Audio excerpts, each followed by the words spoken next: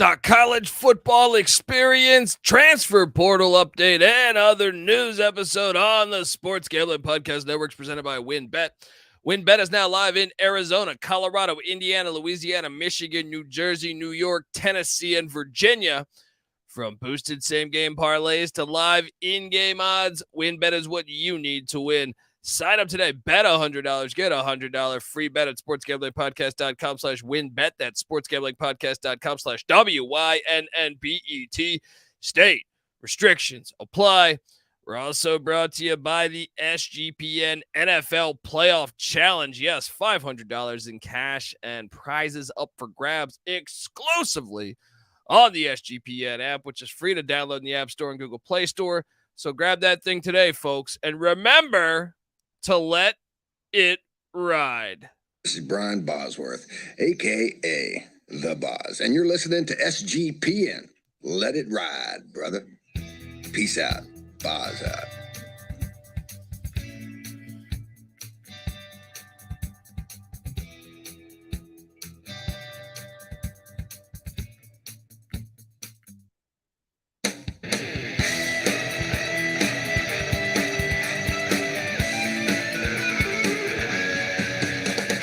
Yes, yes, yes. Woo-wee. Welcome to the college football experience. Transfer portal update and other college football news episode. And if you're wondering who the hell you're listening to, well, my name is Colby Swinging Database Dan, a.k.a. Pick Dundee. That's not a pick. This is a pick. He was raised in the land down under, where a man thinks on his feet, speaks with his fists, and lives by his wits. When Dundee happened, he was a superstar. Sometimes it may be good, sometimes it may be shit. I smoke and I drink and I don't have stress and I'm healthy. Oh, you say it's the off-season. There's no games scheduled for fucking, 8 months? When it comes to college football, folks, the off-season these days, 5 years ago, this sport was just completely fucking different. All right? I know we can bitch and moan and say, is it for the better? Is it for the good? I don't know. But I can tell you this, for content creators like us, it's absolutely fantastic because there's so much news every single day. You're going to have me 5 days a week talking college football until we kick off week 0. And I got to start off with that. I know in our previous episode, we had talked about Arizona State and Colorado in Tempe for week 0. Apparently, the fact that Deion Sanders told Kirk Herbstreit that, and Herbstreit then said it on air, the NCAA did not.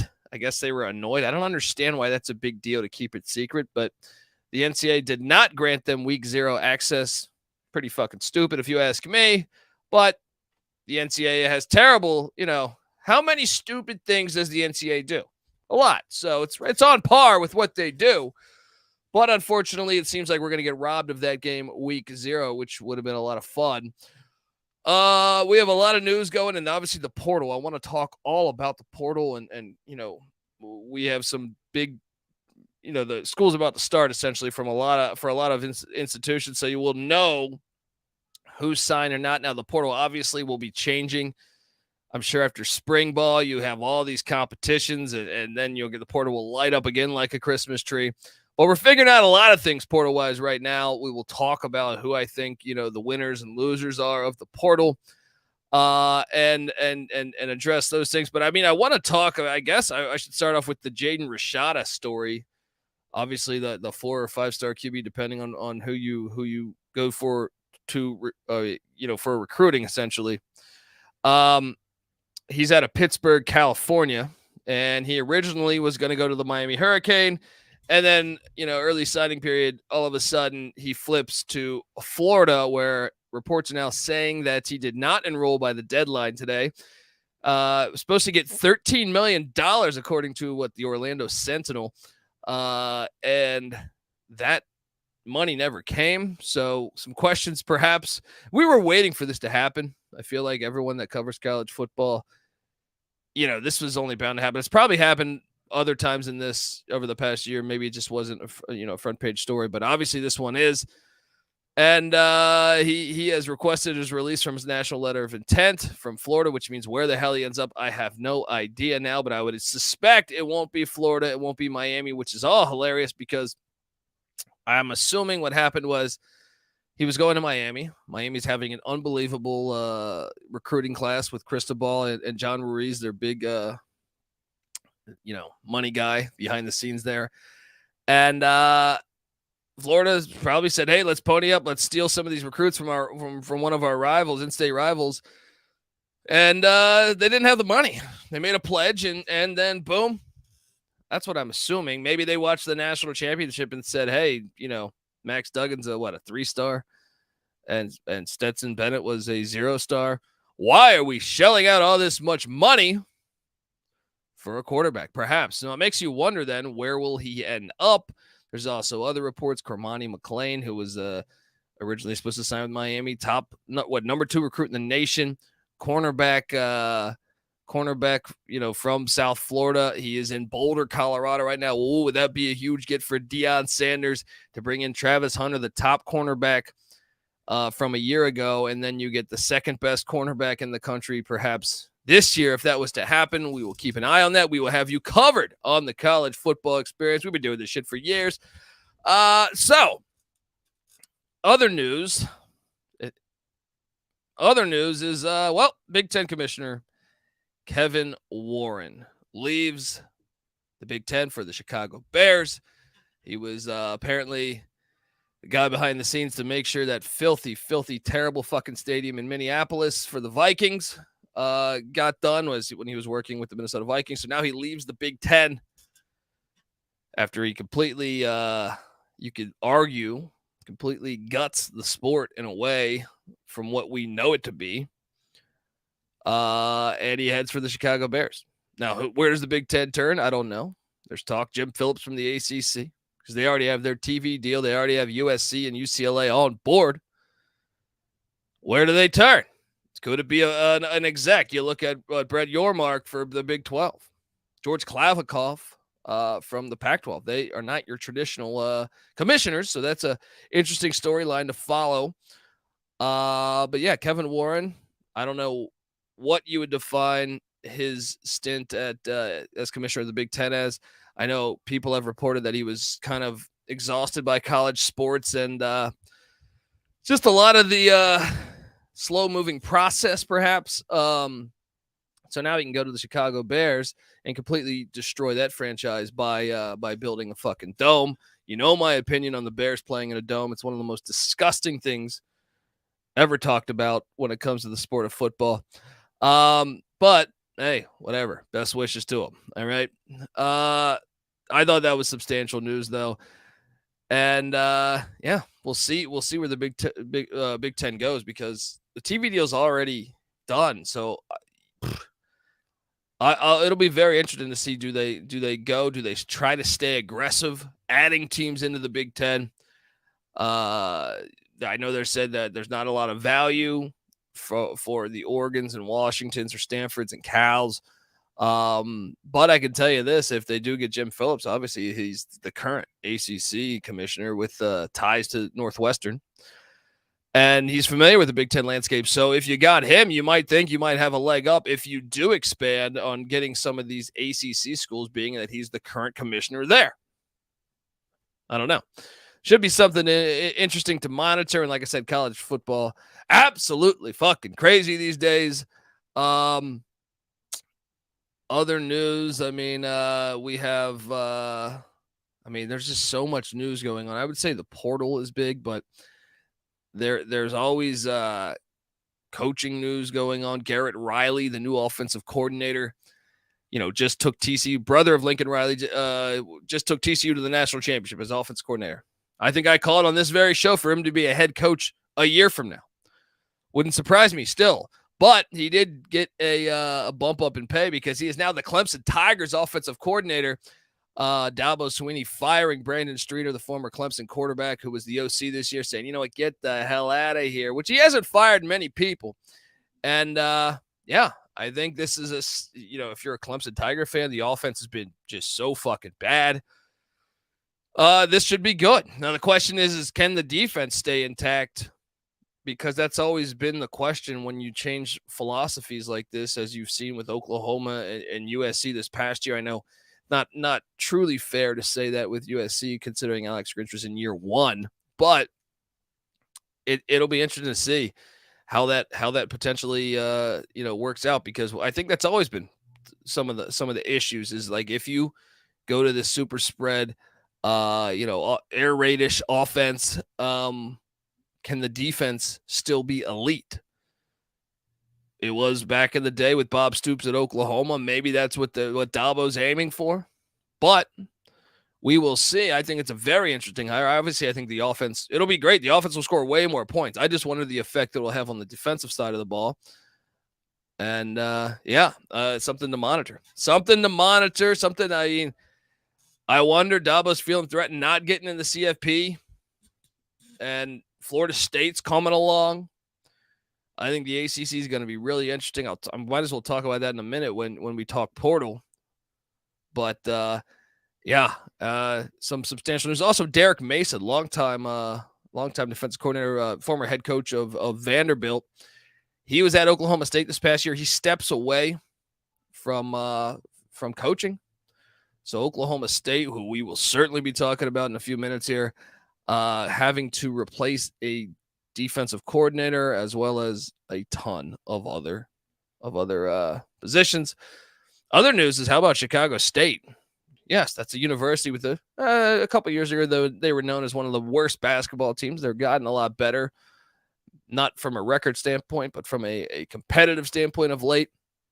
They are exploring the addition of an FCS football program, which I think would be absolutely fucking fantastic. Sign me up for football in Chicago. I know they're saying, where would they play? What about Soldier? Soldier's not getting demolished. Right there. Boom. Play at Soldier. Figure that out later. You can play at Wrigley. It wouldn't be the first time college football's got a rich history of playing at Wrigley. Even the NFL, even the Chicago Bears. So I hope that works out. I know they're hiring some type of a committee to explore it. I know obviously they say it's expensive, but I think that would be a home run. I can't wait to see it. Hopefully it does happen, because it should happen in more cities. I want to see it happen. In I think Long Beach State should revive their program with USC and UCLA leaving for the Big Ten. I think it would make a lot of sense for Long Beach State to do that, with hopes of eventually, getting up to the Mountain West or perhaps the Pac-12. I know that sounds crazy, but it wasn't that long ago that Terrell Davis was the running back and George Allen was the head coach of Long Beach State. 32 years ago, I believe. There's a ton of talent in California. Why would you not do it? I know it's expensive, but it's worth the investment if you follow the economics of the sport of football. What else do we got? Let's just hop into portal news, because this is a portal episode. This is an absolute portal episode. And college football is batshit crazy. You know this. And okay. Well, I feel like we should just start. I think I have every transfer that has gone listed here on my document that has gone somewhere in college football. I want to touch base, I guess, to me, the biggest storylines for me. We just talked Oklahoma State.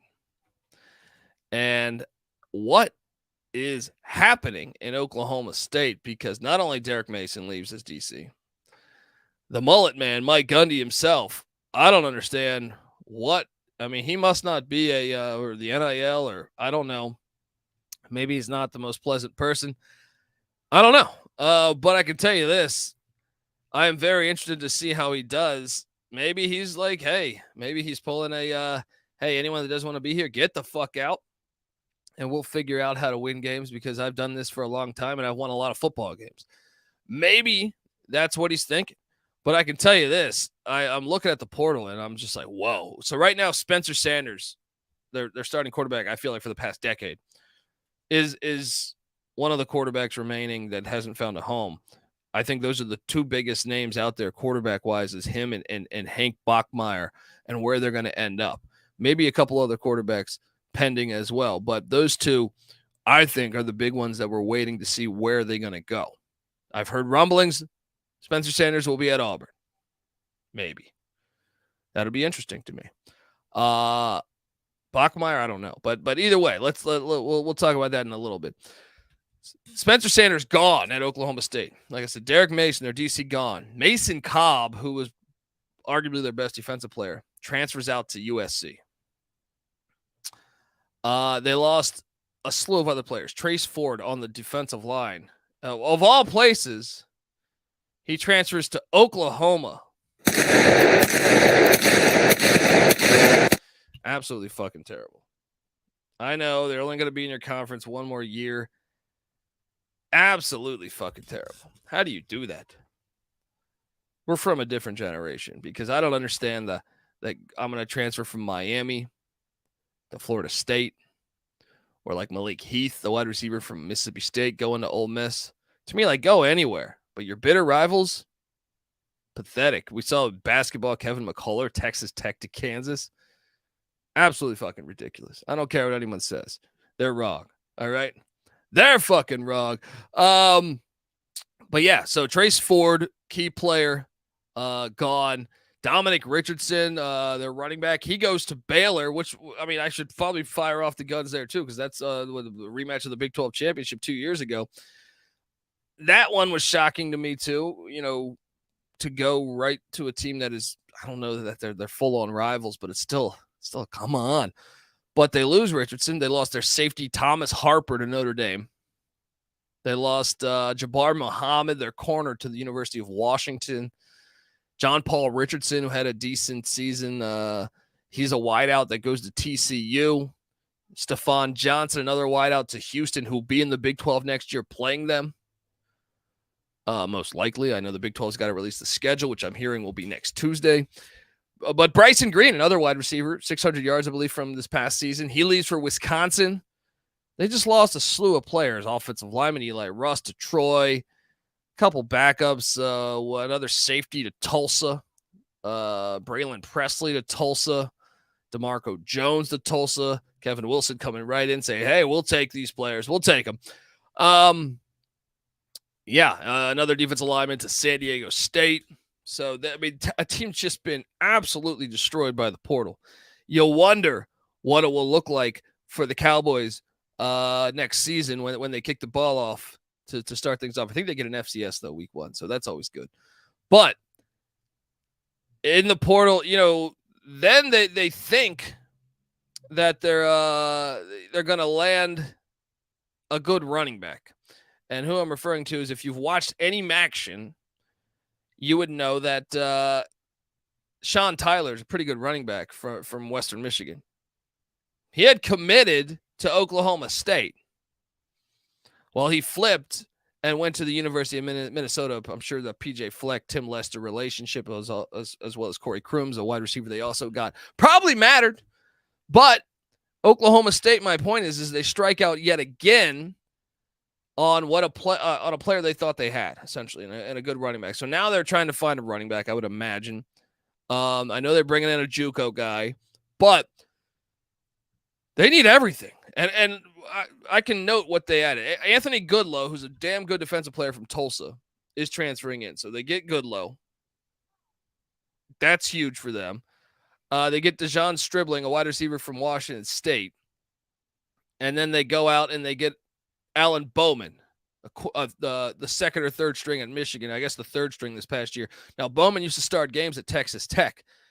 I think he's probably their starting quarterback next year, unless Gundy can land Bachmeier or something, which wouldn't be a bad idea. Give you some depth.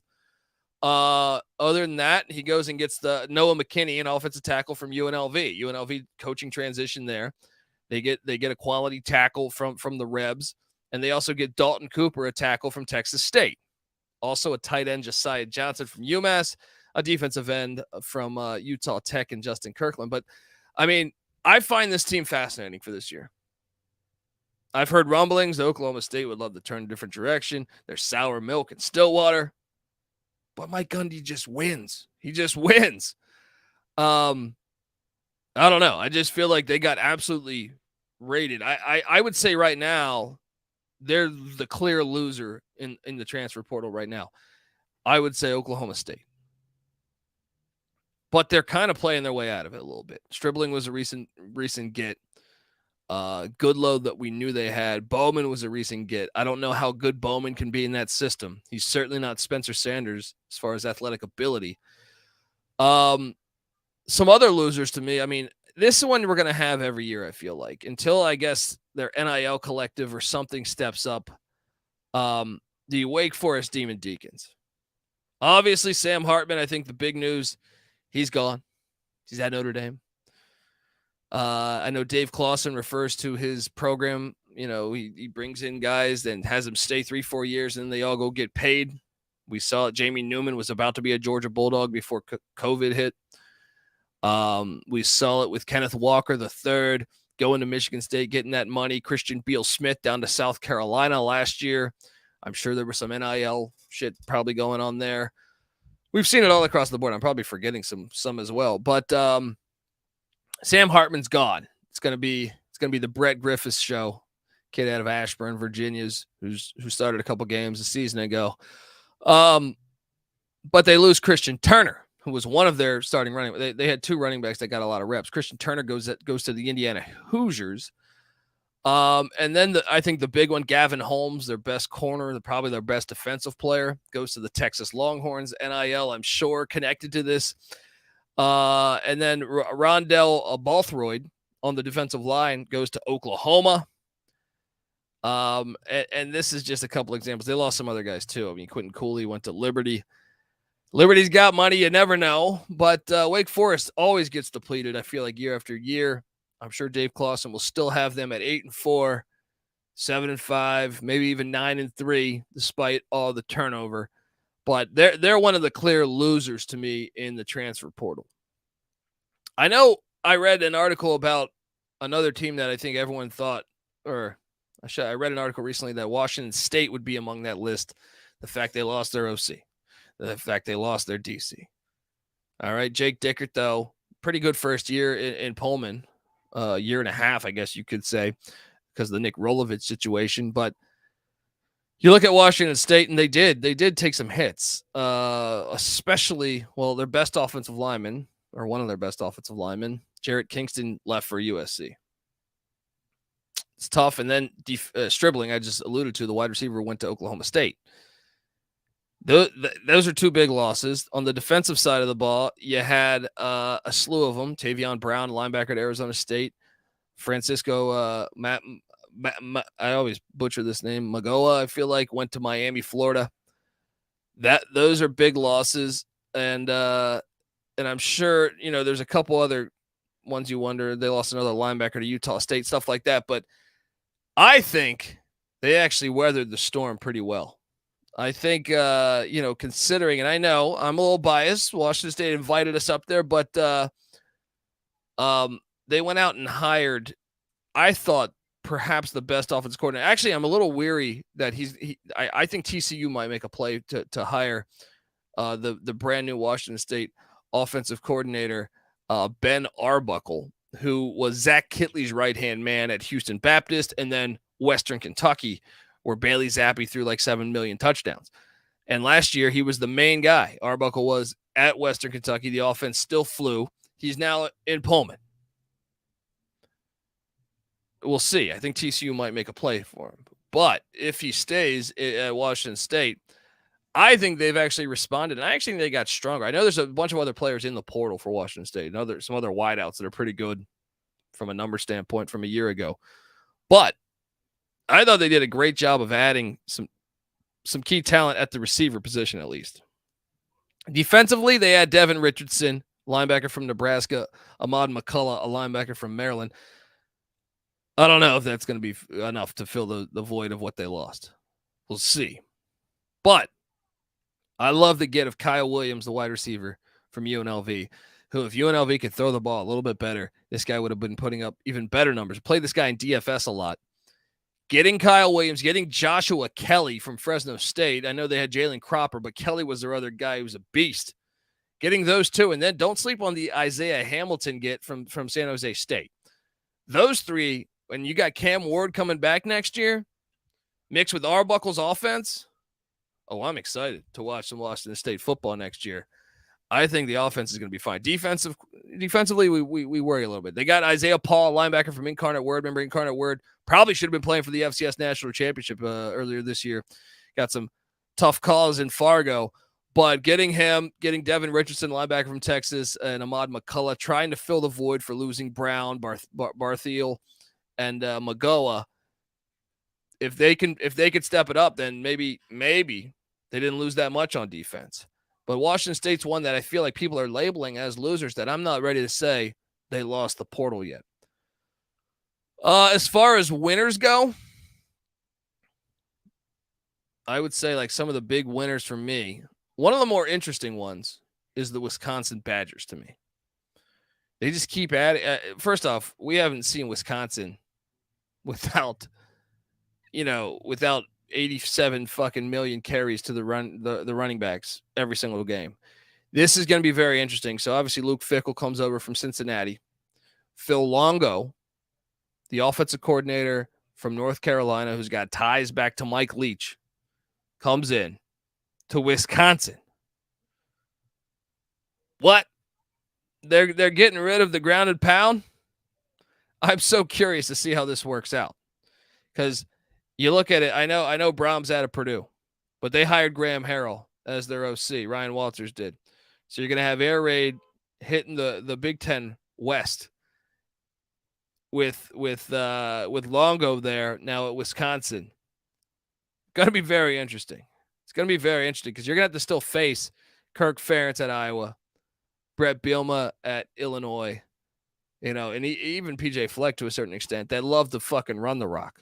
It's going to be interesting. It's going to be a lot of interesting games there. Wisconsin, though, seems to be spending. Seems to be going for it because they brought in, well, first off, they brought in 3 quarterbacks.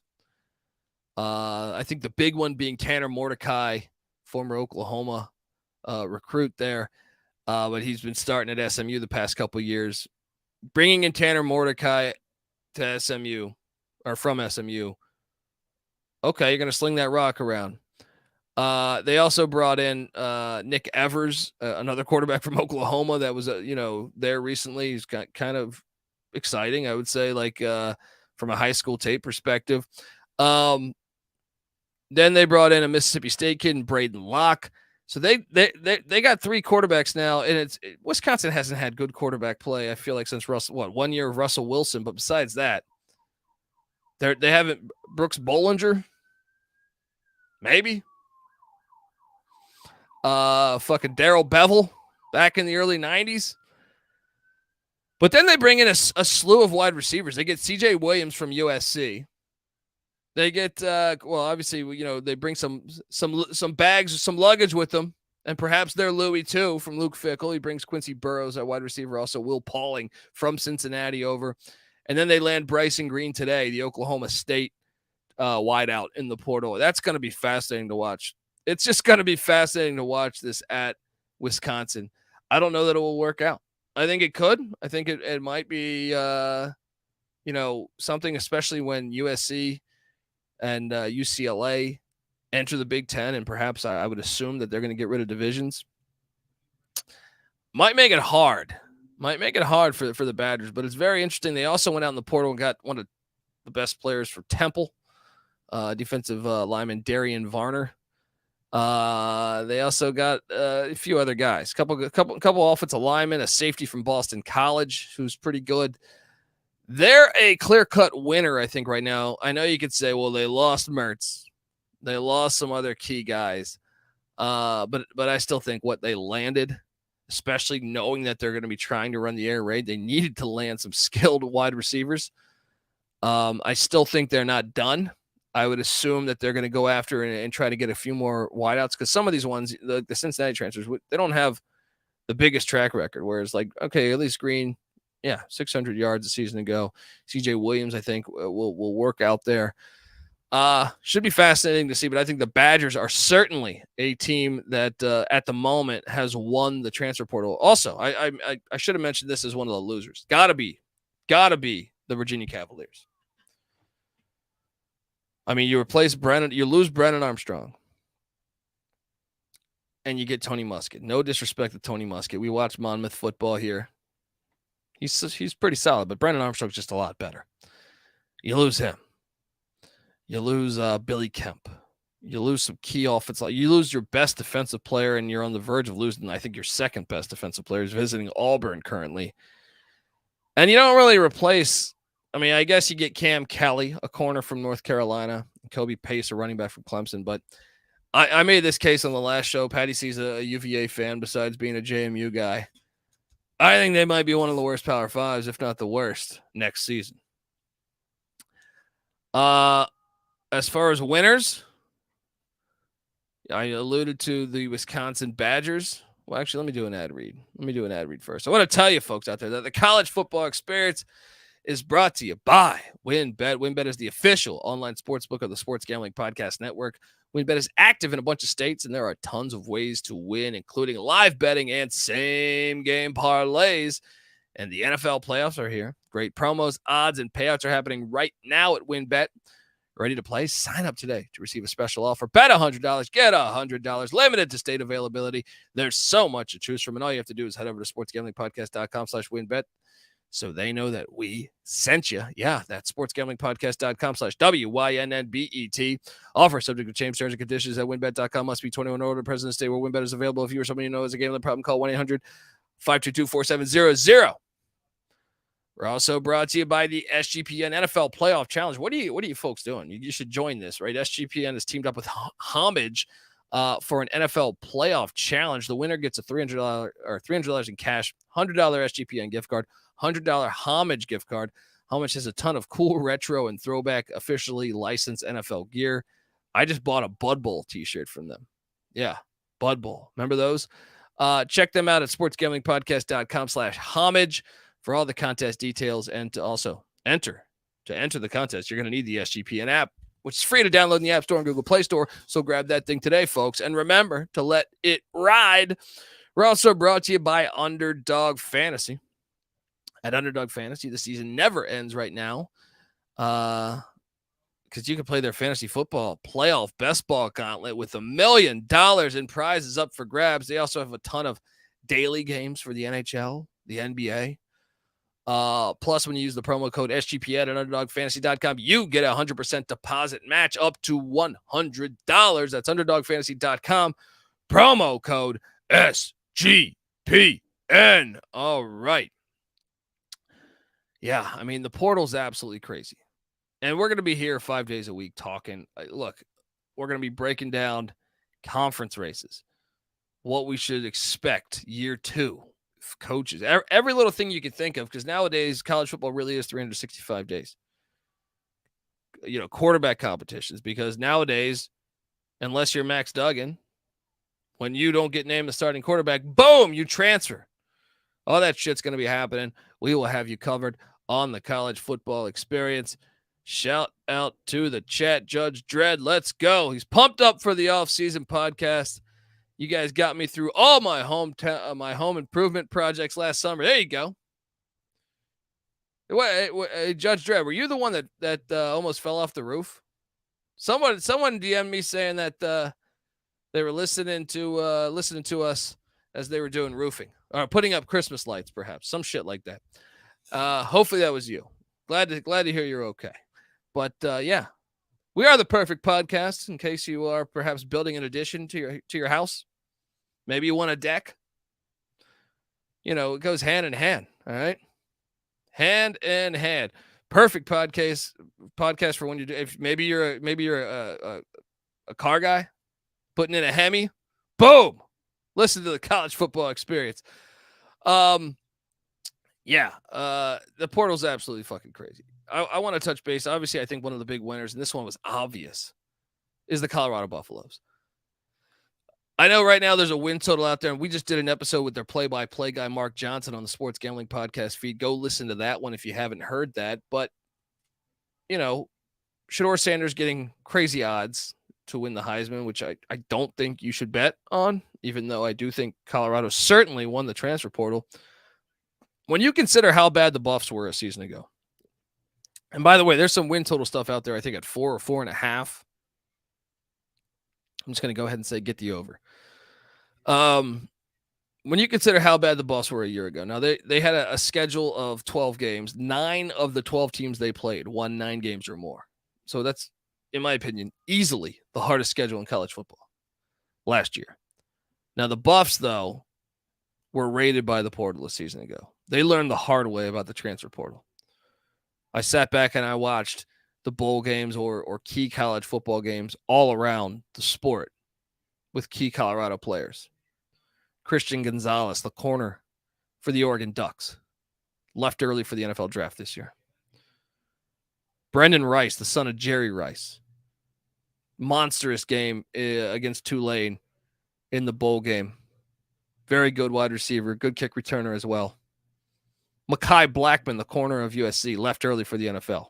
They're easily their best defensive back this past year if you watch. Mark Perry, the starting safety for TCU. Yes, did they get destroyed by Georgia, but still, he started on a team that played for the national championship. Dimitri Stanley started some games for Iowa State at wide receiver. We had, Broussard started some games at Michigan State at running back. Chance Little, starting offensive lineman for Duke, who won like 9 games. All around, and I'm forgetting some folks. I mean, they got absolutely raided in the portal. I think we had a wideout at UTSA also. Unbelievable. They learned the hard way, and we didn't bring much in. They couldn't bring things in. So Deion, one of the things he said, if I'm going to come there, you got to lower, fuck this academic stuff. You know what I mean? Like, you got to get people in here. And I would say they're certainly doing that. You look at the Buffs. Shedeur Sanders, obviously the big get. And I don't think they're done yet. But Travis Hunter and Shedeur Sanders, Travis Hunter, number 1 recruit in the nation last year. And if they land Cormani McClain, which is being rumored, I think it's being projected now by 24/7 Sports, they would have the top 2 corners from the past 2 years, which will be very interesting to watch them against Pac-12 quarterback play next year, which is looking like the best conference for quarterback play. I mean, Caleb Williams, Bo Nix, Michael Penix. Now you got DJU at Oregon State. I mentioned Cam Ward and those wideouts from Washington State. You got UCLA. I don't know if they're going to go with Garbers, Schlee, or Dante Moore, but they just added a big-time wideout today from Cal. Jaden Delora is still at Arizona. He fires the ball all over the field. Cam Rising's coming back to Utah. I mean, it is a quarterback conference. We'll see what Cal does. I think they could be a player. They brought in Sam Jackson, a transfer from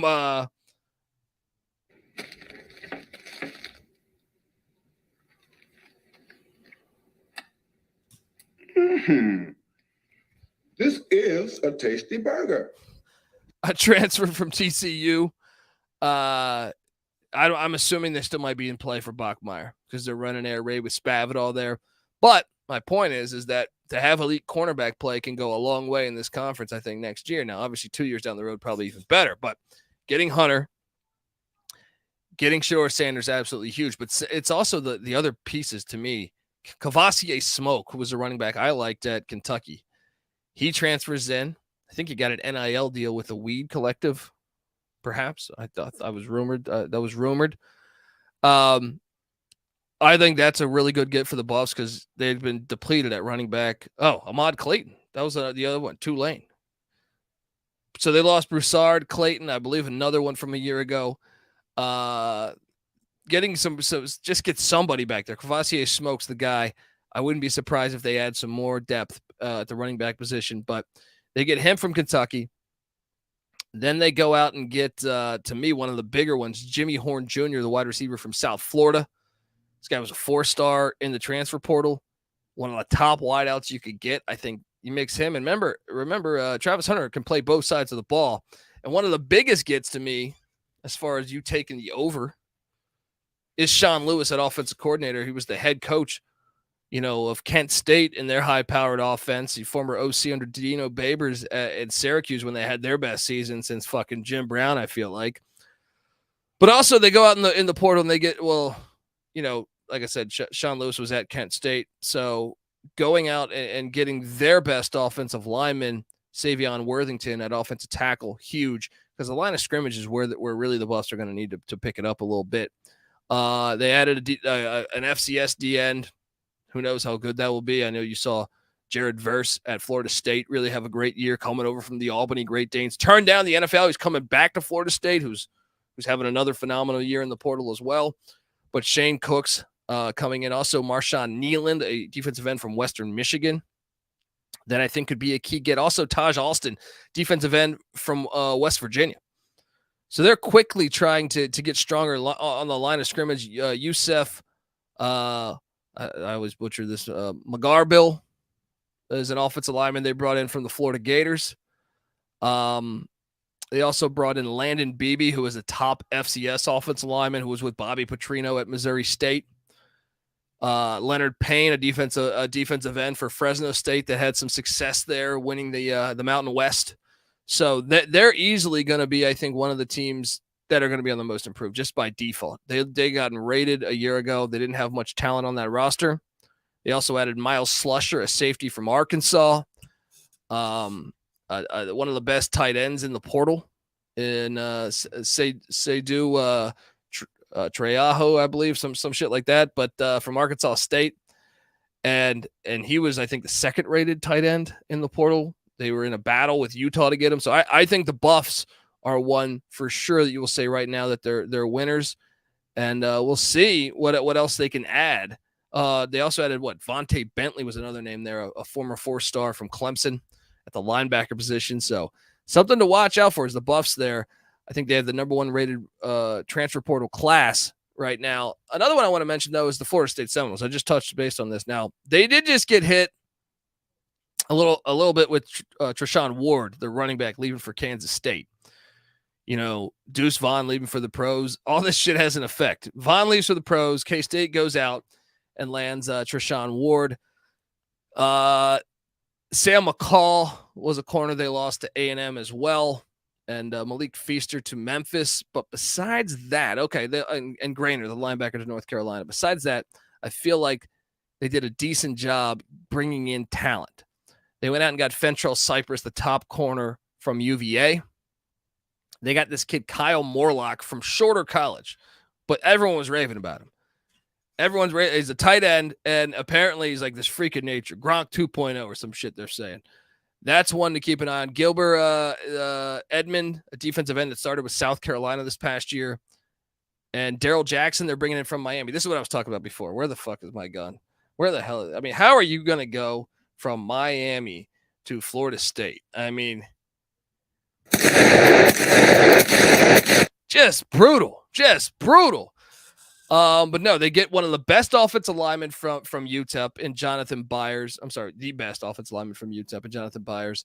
Cypress, the corner from Virginia. I even like Fisk, the defensive lineman from Western Michigan they brought in. They did an unbelievable job. Jaheim Bell, a tight end from South Carolina. If you watch any South Carolina football last year, you say, hey.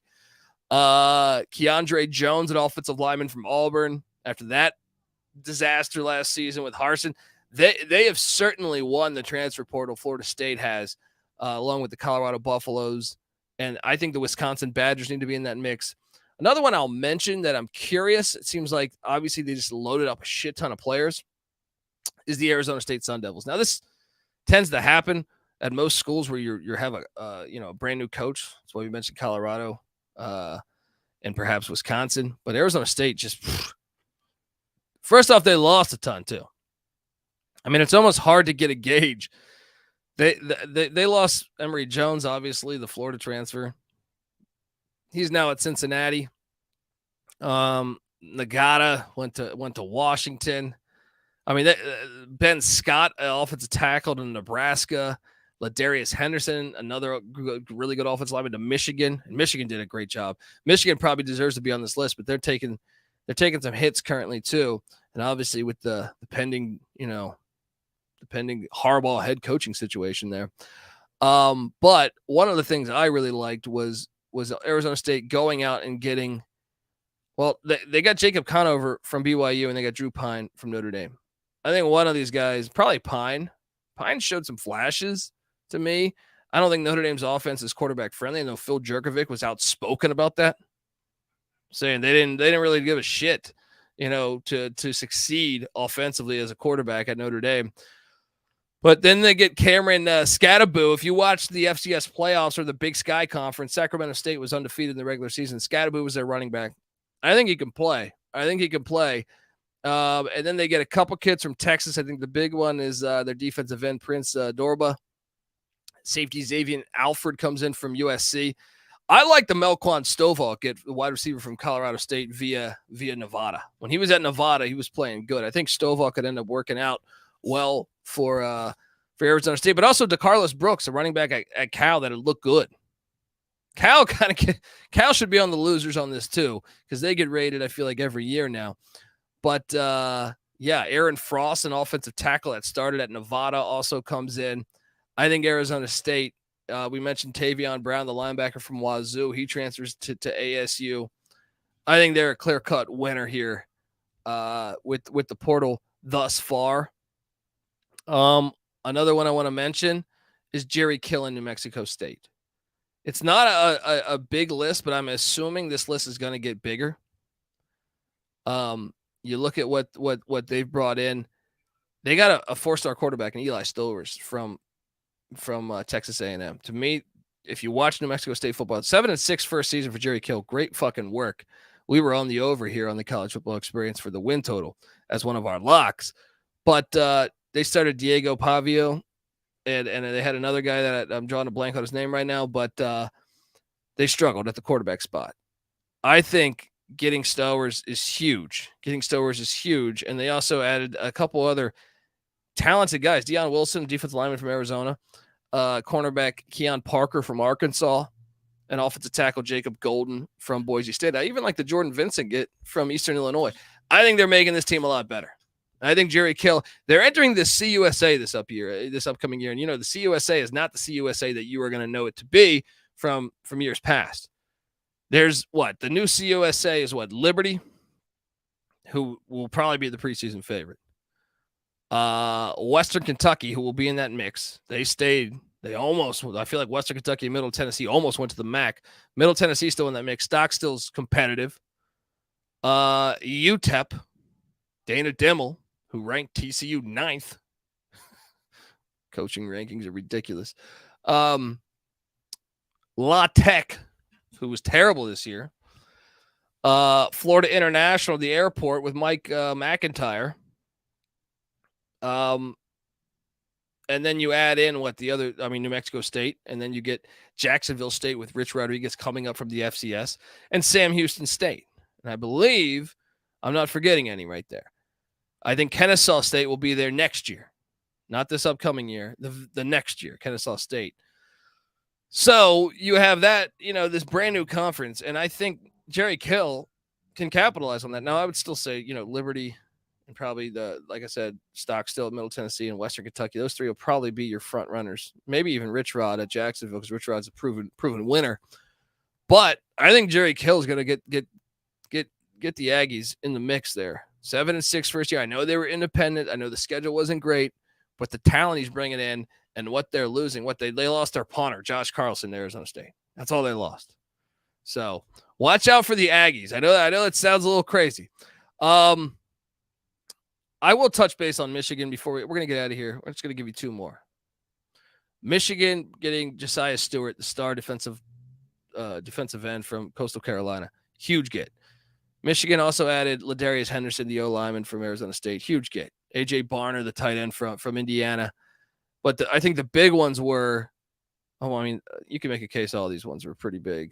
But Drake Nugent, Miles Hinton, Stanford offensive lineman's probably the connect to David Shaw, to Jim Harbaugh. But also linebacker Ernest Hausman from Nebraska, who was a starter. Michigan's killing it in the portal. Jack Tuttle, they landed Jack Tuttle, who was a one-time big-time recruit. He's been at every school in the nation. Utah, then Indiana. Now he's at Michigan, but they need some depth because McNamara and Bowman bounced.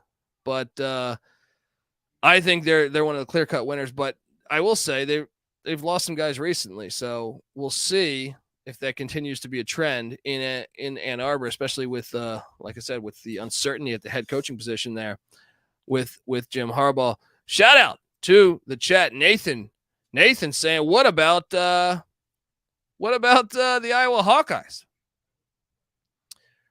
I mean, I was not known for being big in the portal. If anything, I feel like I could probably name it. Probably do. I don't think I can name them all, but over the past decade, I bet you they probably have like 5. They did a great job, I think, considering. Now, Alex Padilla's gone, but he wasn't any good.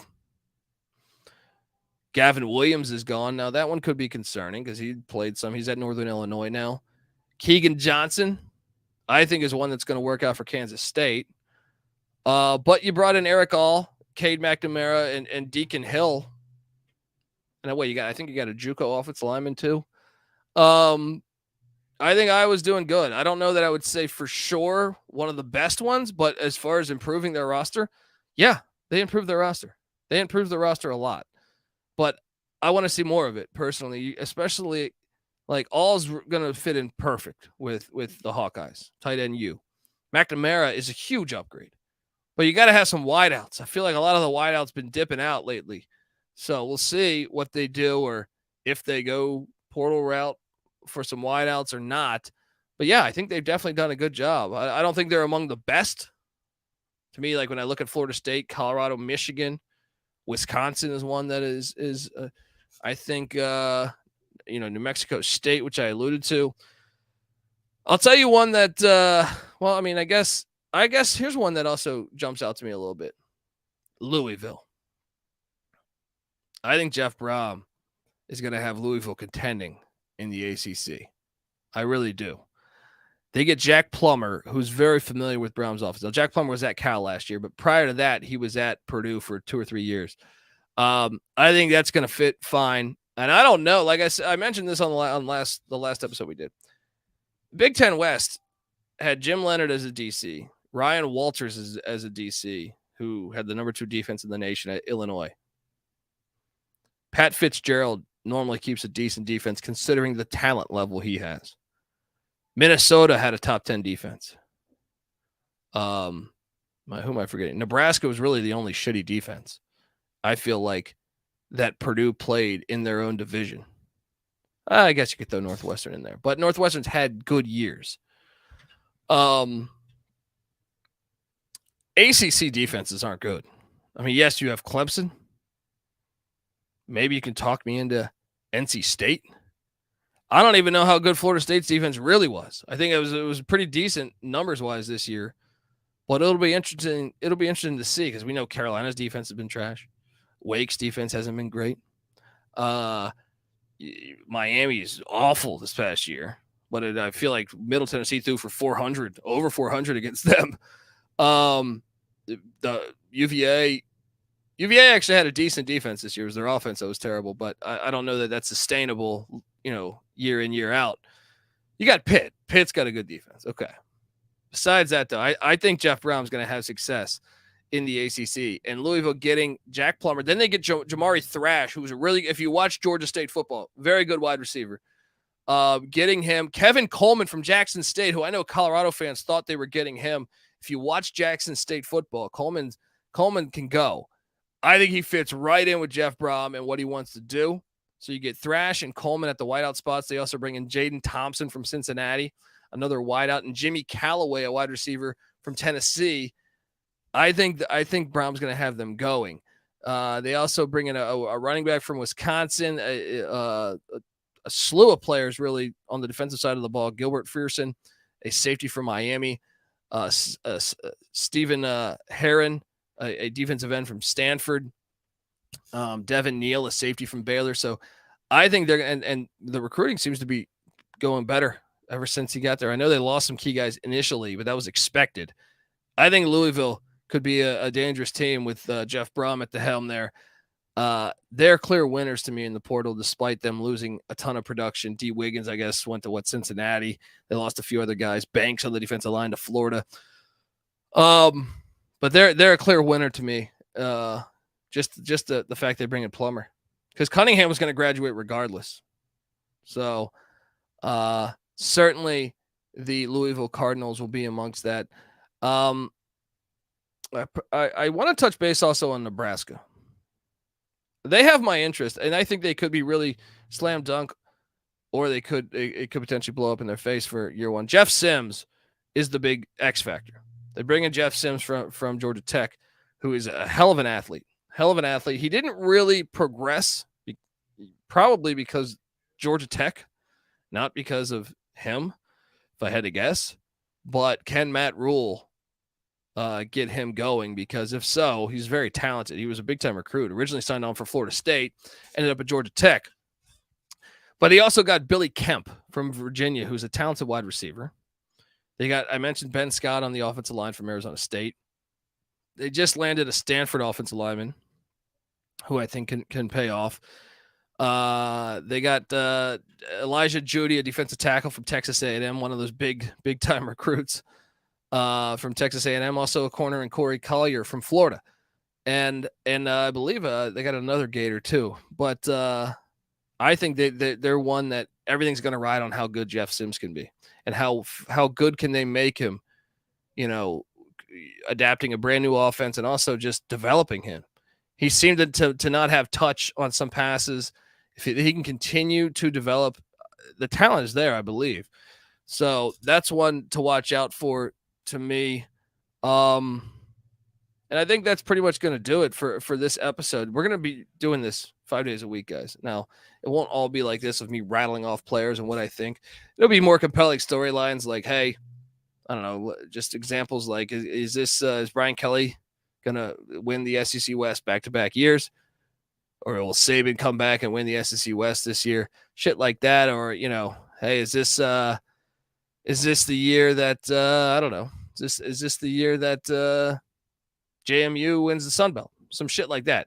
We're going to have storylines each and every day, 5 days a week. The college football experience, folks. Chat is rolling. Has there been any updates on Dante Cephas, the wide receiver? I heard Penn State or Pitt. I think he's originally from Pitt. I think it's coming down to those two. I don't think we've heard anything yet. What are you, NC Colby now? Yeah, let's go. Yeah, go Big Red. Dylan in there saying go Big Red. I'm glad that the Colorado-Nebraska rivalry will be back on this year, even though I wish it was on Black Friday personally. But I'm excited to see what Matt Rule can do. The whole Big Ten West is fascinating. You're in this transitional part. Purdue wasn't going to hire an offensive coach, but was supposed to hire an offensive coach, but they land Ryan Walters, who I'm familiar with. I'm a fan of. So he hires Graham Harrell. They're going to be passing the rock like Brohm was doing still. Then you have, Matt Rule. He hires the OC from South Carolina. They were slinging the ball a decent amount. And then you have Wisconsin bringing in Phil Longo. So you're kind of seeing an interesting transition, I feel like, in the Big Ten West. I know we might only have that conference or that division for one more year, but then you still have Iowa and you got Illinois that are still playing classic Big Ten football. And I think those those differences are going to be very intriguing to watch. Who knows with Northwestern? They're always hard to get a pulse on. So yeah, I don't know. It's going to be fascinating. It's going to be really fascinating, I think. And in the ACC, I think, Clemson getting Garrett Riley, absolutely fascinating. And then because I think Florida State's getting a lot of hype, and I know that they were much better than I thought this past year. So I look like a fucking idiot when talking Seminoles. They were much better. They returned. Everyone love to see everyone coming back. Some of them could have gone pro. Verse specifically, they decide to come back. But I also wonder, is that season propped up from a terrible ACC? Because let's be honest, it was me and Patty C. NC Nick have talked about this. Like, it's the worst. Last year, the ACC was the worst power conference I can ever remember. And in 30 years of watching college football, I don't know that I've ever seen such a bad conference from all across the board. So did Florida State benefit off that, or are they really this good? We're going to see. And I'm intrigued because you have I think, Clemson making that transition. I wonder the defensive ramifications. You got Florida State bringing back everybody. I think Brohm's a wild card at Louisville. I think NC State gets better. I don't like these rankings. And I get it, 24/7 Sports. I appreciate the fact that they're doing all the coverage, and they always have been, of everything pretty much. But I don't think Devin Leary is better than Brennan Armstrong. And I think Brennan Armstrong with Robert Anae is a huge upgrade for the NC State offense compared to Tim Beck and Devin Leary. So I think NC State got a lot better. And then you have Pitt, who's always a wild card. North Carolina, actually, I think probably, I know they lost some guys. Sometimes you got to get rid of the fucking trash. You know what I mean? Like, so I know some of those guys are really good. Storm Duck, Grimes, the other corner, but I don't know something wasn't right. And to me, sometimes less is more. So we'll see how they do. But yeah, I'm super intrigued with the ACC next year. Should be a lot of fun. Eric says Penn State needs to get Cephas since, Devin Carter, the NC State wideout, he was originally, it sounded like he was going to go to Penn State, flipped, goes to West Virginia. Neil Brown in a make-or-break year in Morgantown. I mean, should we talk about that before we get out of here? What coaches? Who will be the first coach fired next year? What do you think? It's got to be Brown, right? That if you were setting odds, it would be Brown, I think. And I think they'll actually have odds come like August. But I would say Neil Brown's got to be leading the way. Trying to think who else is even in that realm. Because I would have put Satterfield, but now since he's gone, I actually think it might be a big year. No, I don't know that they would probably give him another year. Oh man, I'm trying to think off the top of my head who would get maybe Fitzgerald. I think it might be a big year for Pat Fitzgerald. I don't think they should fire him, but I don't know. Big Ten's going to be having a lot of money. All those schools are going to be having a big time amount of money very shortly here. Who else could get canned next year? I mean, I don't know. I think it's those ones. Maybe some SEC schools that yeah. I mean, Arnett maybe if he has a terrible year. Oh, Jimbo. That's the one. Yeah, Jimbo, who everyone's already saying he's from West Virginia. That boom, the shoe fits. ACC, is there anyone in the ACC who could get canned next year? I mean, maybe if Babers has a horrible year. I kind of think they'll be all right, though. Yeah. I don't know. We're going to be here to talk it, though. We're going to talk also Big 12 schedule comes out next week. Pac-12 schedule should be out any fucking day. ACC schedule drops the end of January. We're going to be breaking down all those things. Remember, all the conference realignment. We'll talk about that, how the new AAC will look, how the new CUSA will look, the new Big 12 will look. We will have you covered here on the College Football Experience. Yeah, they're saying Cristobal. I think Cristobal will get another year. Even if he has another 5-7 season or 4-8 season, which we don't know the schedule yet, but we will dive into that. I think he'll get a third year, though. I think he'll get a third year because he brought in clout. All right, folks. We will be rocking, like I said, 5 days a week. College Football Experience. Subscribe. Tell a friend. Also, check out the College Basketball Experience every single night. We're bringing you college basketball episodes, talking best bets. Just hit on the Cornell Big Red. Check out that. And also the College Baseball Experience. Noah Beanick's doing a great job. He's doing behind the scenes right now. He's sending me spreadsheets. Episodes are coming. Baseball season starts. College baseball season starts, mid-February, I feel like. Check out that. We come together as one. YouTube.com/the College Football Experience, or actually the College Experience, not college football. So check that out and get the SGPN app. And yeah, I'm super excited to talk college football with you guys year fucking round. Let's go. All right. This is the College Football Experience. You better start thinking about yours. And we out of here. Thank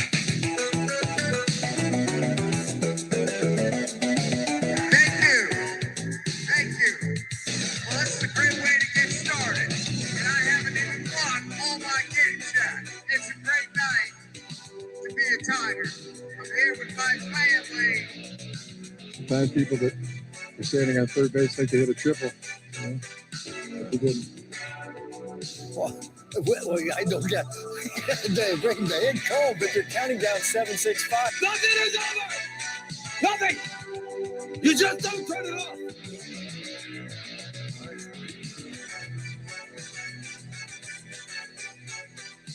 They're begging us. Please have a party. Feed us great. Get us legs. Coaching, our coaching did a horrible job. The players did a horrible job. We got our ass kicked in the second half. It sucked. It stunk. The best looking man, the best dressed man, long limousine, jet airplanes, custom made clothes.